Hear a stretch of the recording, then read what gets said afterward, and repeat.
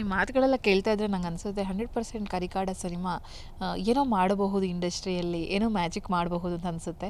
ಸುಮ್ಮನೆ ಎಲ್ಲ ಎಫರ್ಟ್ ಹಾಕಿ ಹೋಮ್ವರ್ಕ್ ಮಾಡಿ ಮಾಡಿದಂಥ ಸಿನಿಮಾ ಅಂತ ಅನಿಸುತ್ತೆ ನಂಗೆ ಟೀಸರ್ ಎಲ್ಲ ನೋಡಿದಾಗ.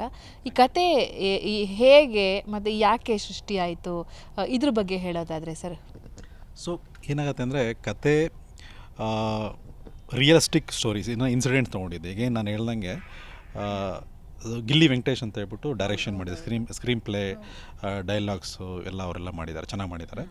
ಆಮೇಲೆ ಆ ಕತೆ ಆಲ್ರೆಡಿ ನನಗೆ ಮೂವಿ ಮಾಡಬೇಕಂತ ಅವ್ರು ಡಿಸೈಡ್ ಮಾಡಿದರು. ಸೊ ಒಂದು ಕಂಟೆಂಟ್ ಮಾಡಿಕೊಂಡು love story, pure love story.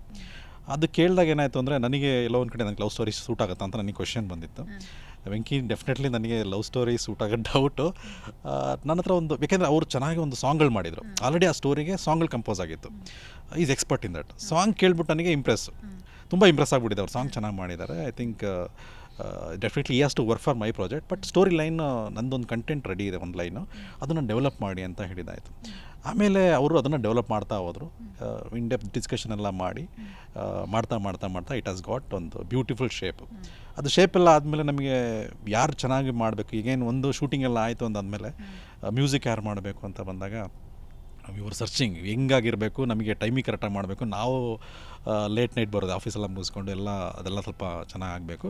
ಅದರಲ್ಲಿ ನೋಡಿದಾಗ ನಮಗೆ ಶಶಾಂಕ್ ಶೇಷಗಿರಿ ಅಂತ ಸಿಗ್ತಾರೆ. ನಿಮಗೆ ಇಸ್ ವೆರಿ ಚೆನ್ನಾಗಿ ಸಿಂಗರ್ ಕೂಡ ಮತ್ತು ಕಂಪೋಸ್ ಕೂಡ ತುಂಬ ಚೆನ್ನಾಗಿ ಮಾಡ್ತಾರೆ. ಅವರು ಬ್ಯಾಕ್ಗ್ರೌಂಡ್ ಮ್ಯೂಸಿಕೆಲ್ಲ ಅವ್ರು ಮಾಡ್ತಾರೆ. ಆಮೇಲೆ 3 ಸಾಂಗ್ ಮಾಡ್ತಾರೆ, ಬ್ಯೂಟಿಫುಲಿ ಮಾಡ್ತಾರೆ. ಆಮೇಲೆ ಅತಿಶಯ ಜೈನ್ ಅಂತ ಅವ್ರು 4 ಸಾಂಗ್ ಮಾಡ್ತಾರೆ. ಆಲ್ ರೊಮ್ಯಾಂಟಿಕ್ ಸಾಂಗ್ಸು ಮತ್ತು ಎಮೋಷನಲ್ ಸಾಂಗ್ಸ್ ಎಲ್ಲ ಅತಿಶಯ ಜೈನ್ ಮಾಡ್ತಾರೆ. ಸೊ ಎಲ್ಲ ಟೀಮ್ ಚೆನ್ನಾಗಿ ಬಂದಾಗ ಔಟ್ಪುಟ್ ತೆಗಿಲಿಕ್ಕೆ ನಮಗೆ ಒಳ್ಳೆ ಸ್ಟುಡಿಯೋ ಬೇಕು. ಅದು ನಾವು we went with Balaji studio, ನಮ್ಮ ಕರೀಬ್ ಸುಬ್ಬು ಅವರು ಇದ್ದಾರಲ್ಲ, ಸೊ ಅವರು ಸ್ಟುಡಿಯೋದಲ್ಲಿ ಮಾಡಿದ್ವಿ. ಹಂಗಾಗಿ this teaser has come out very well.